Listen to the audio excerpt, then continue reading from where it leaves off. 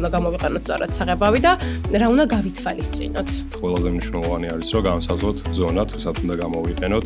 თუ არსებობს რაიმე ისეთი საღებავი, რაც არის განკუთვნილი ბავშვებისთვის და არის სრულად ჰიპოალერგიული. ხშირად არის ხოლმე ხელოსნები, ესე ვთქვათ, არ უსმენენ წარმოებლის რეკომენდაციას. როგორ უნდა გავწმინდოთ სწორად? თუ არსებობს რაიმე ხსნარები და საშუალებები. საღებავი ელასტიურობასაც კარგავს, ხუნდება, რა თქმა უნდა, ყველა საღებავს აქვს ვადა. მხარებელს ურჩევ, რომ ენდოს ისტორიის, რეპუტაციის მქონე ბრენდებს აუცილებლად დააკვირდეს ტექნიკურ მონაცემებს.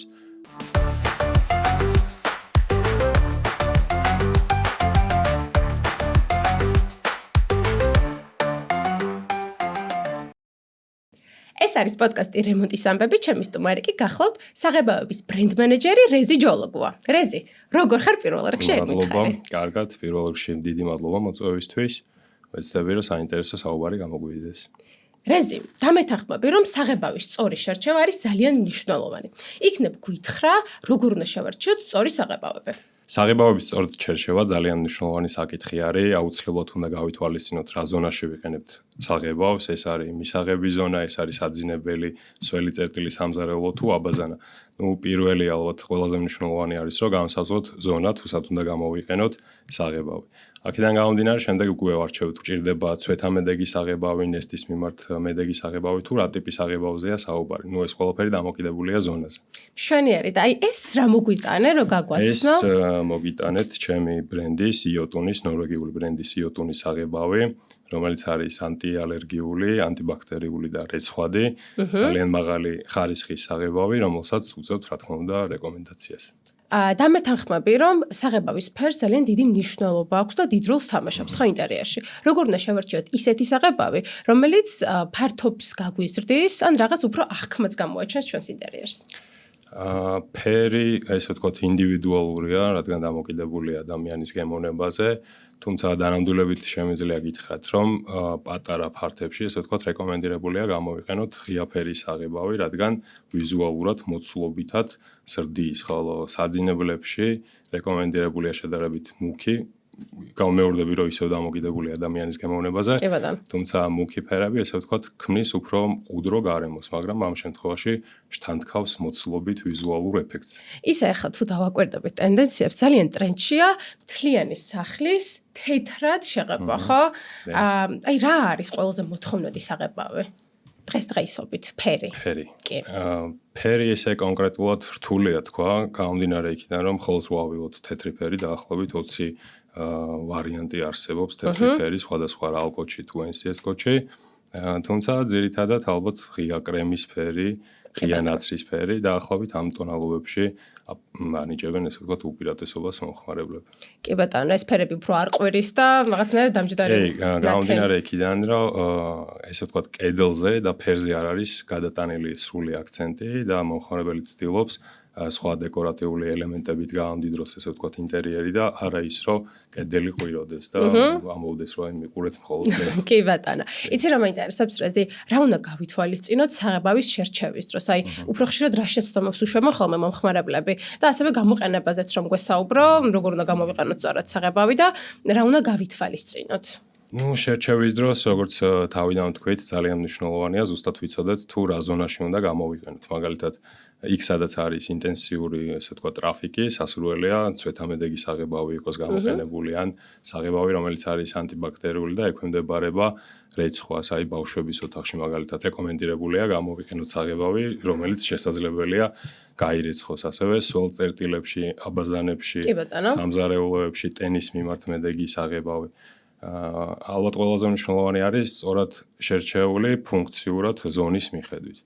რაც შეეხება რა შეცდომას უშვებენ, ხშირად არის ხოლმე ესე, რომ სველ წერტილებში განსაკუთრებით ფასადის საღებავებს ხმარობენ, გამომდინარე იქიდან, რომ ფასადზე საღებავი ბევრად უფრო, ესე ვთქვათ, ძლიერი წარმოუდგენია მომხმარებელს, თუმცა სინამდვილეში ესე არ არის. არსებობს სპეციალური საღებავები, რომლებიც რეკომენდირებულია სველი წერტილებისთვის, აქვს ყველანაირი ფუნქცია, რომ დაიცვას ზედაპირი, ამ შემთხვევაში კედელი ნესტისგან, სოკოსგან, რადგან აქვს შესაბამისი დანამატები, რომლებიც უზრუნველყოფენ სრულყოფილ, ესე ვთქვათ, დაცვას.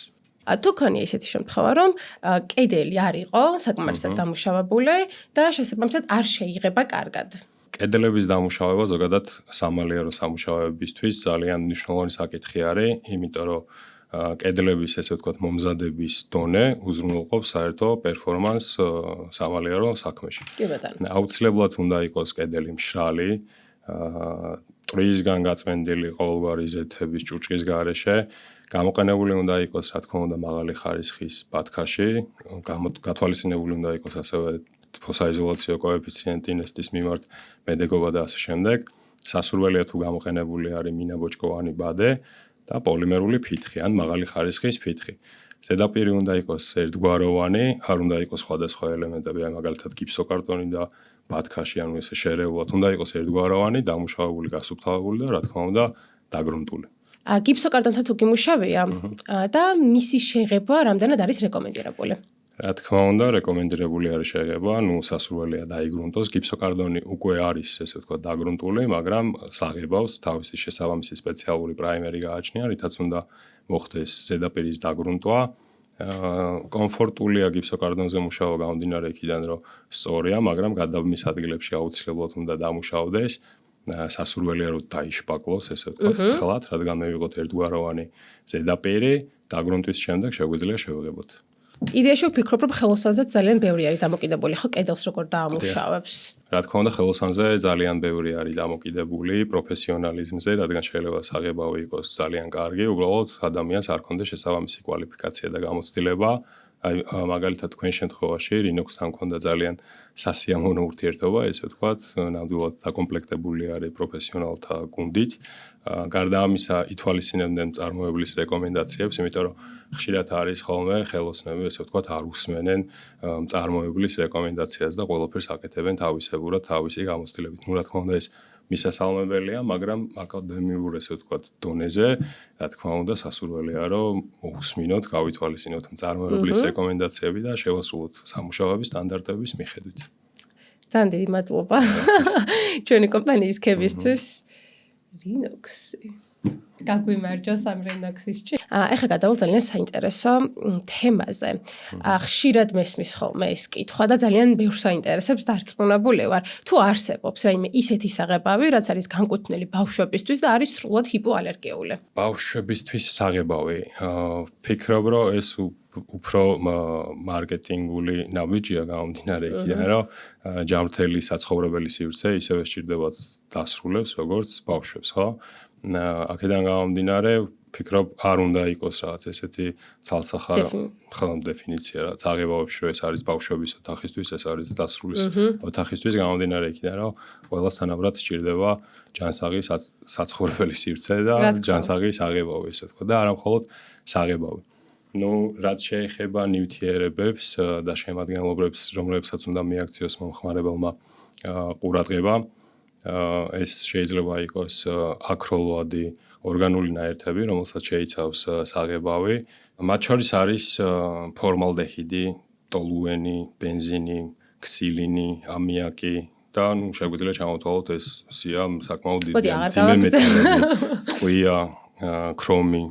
აუცილებელია, რომ ყურადღება მივაქციოთ, რომ საღებავი იყოს დაბალი მავნენივთიერების შემცველი, ორგანული ნაერთების შემცველი და ის, ესე ვთქვათ, მითი, რომ ბავშვის ოთახი უნდა იყოს აუცილებლად ჰიპოალერგიული და სხვა სივრცეებს არ აქვს რაღაც არსებითი დატვირთვა და დანიშნულება, მგონია, რომ მცდარია ყველა სივრცეში ცხოვრობთ, ყველა სივრცეში თანაბრად გადავაადგილდებით და ვატარებთ დროს, ამიტომ ძალიან მნიშვნელოვანია მომხმარებელმა ყურადღება მიაქციოს თუ რა ნივთიერებებს შეიცავს საღებავი. კი ბატონო. სერტიფიკატებს, ტექნიკურ მახასიათებლებს და ასე შემდეგ.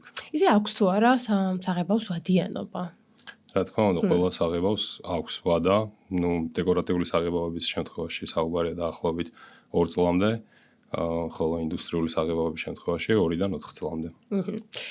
ზოგადად რეზი დარწმუნებული ვარ, რომ შეღებილ კედელსაც სჭირდება მოვლა, ხო? როგორ უნდა მოვუაროთ კედელს სწორად, გულისხმობა აი როგორ შეიძლება გავწმენდოთ, რადგან დარწმუნებული ვარ, ხშირად უშვებთ ხოლმე შეცნობას, მე პირადად სველი ტილოთიც გამიწმენდავს და რაღაც მე მოყუჩვენებებიც მოყოლია ამ ყველაფერს. როგორ უნდა გავწმენდოთ სწორად? თუ არსებობს რაიმე ხსნარები და საშუალებები? ზოგადად შეღებილი კედლის მოვლა არც თუ ისე რთულია.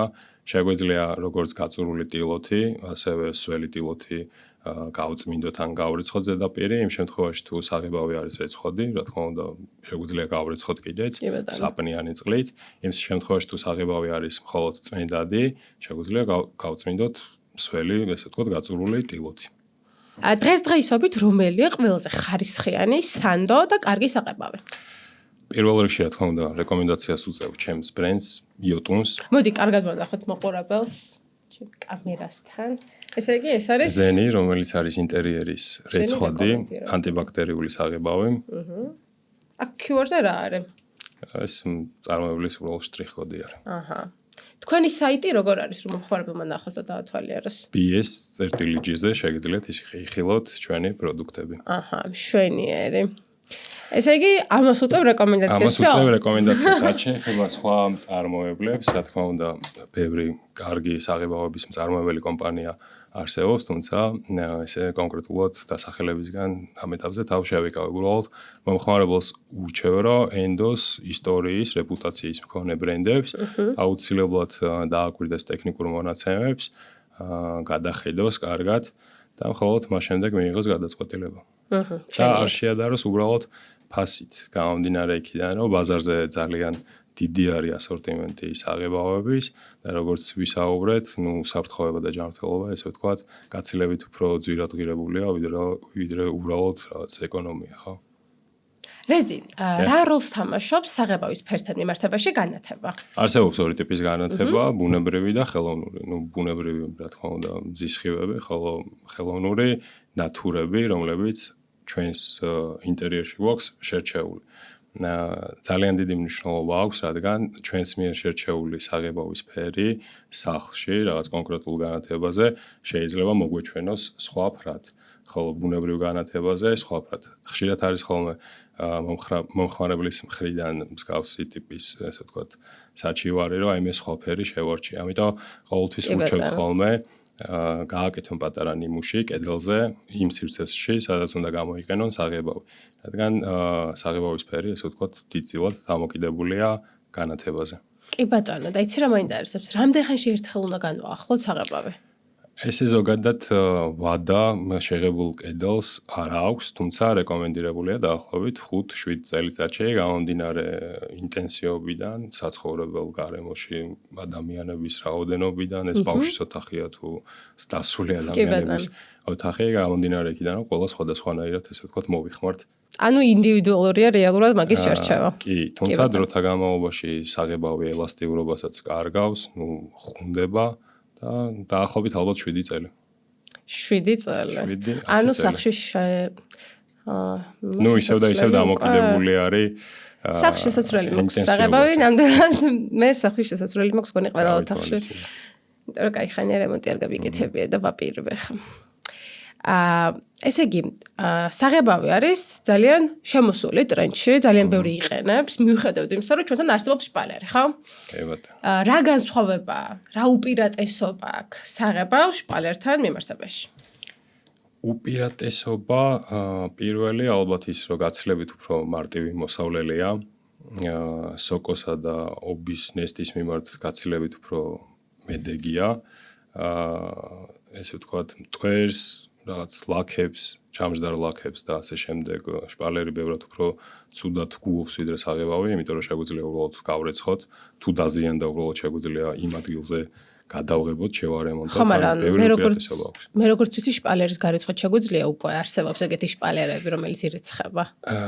კი, არსებობს, თუმცა გაცილებით უფრო თვალსაჩინო არის, თვალშისაცემია ის დაზიანებები შპალერზე, ვიდრე საღებავზე. თან საღებავზე გვაქვს უნაკერო, ესე ვთქვათ, ზედაპირი, არ გვაქვს შეერთების ადგილები. გაცილებით უფრო ეკონომიურიც არის. ეგ უნდა მეკითხა. და გაცილებით უფრო მარტივი მოსავლელია საღებავი. აჰა, ესე იგი საღებავის ფერები აი, მაგალითად შპალერის შემთხვევაში ფერში საკმაოდ შეზღუდული ვართ, ესე ვთქვათ, არ არის იმხელა არჩევანი და ასორტიმენტი რაღაც ფერების მიმართულებით, როგორც საღებავში. იცი რა მაინტერესებს? საღებავითაც ხო შეიძლება კედელზე რაიმე დეკორის გაკეთება. რა თქმა უნდა. თუ ქონი პრაქტიკაში. ლაიმოშის ტიპის საღებავებით გვაქვს ჩვენს მსგავსი ტიპის საღებავი. ძალიან ინდივიდუალური მოხმარების საღებავია, ამიტომ რომ მომხმარებელს თვითონ თავის ხელით შეუძლია შექმნას დეკორის სახში. ფაქტურა, ბეტონის ფაქტურა. და არა მხოლოდ ბეტონის ფაქტურა, გასართობიც არის და საკმაოდ საინტერესო ტიპის საღებავია, ასე ვთქვათ. გასართობი კი, მაგრამ მთელი ცხოვრება რა შენი ნახათ სახლში.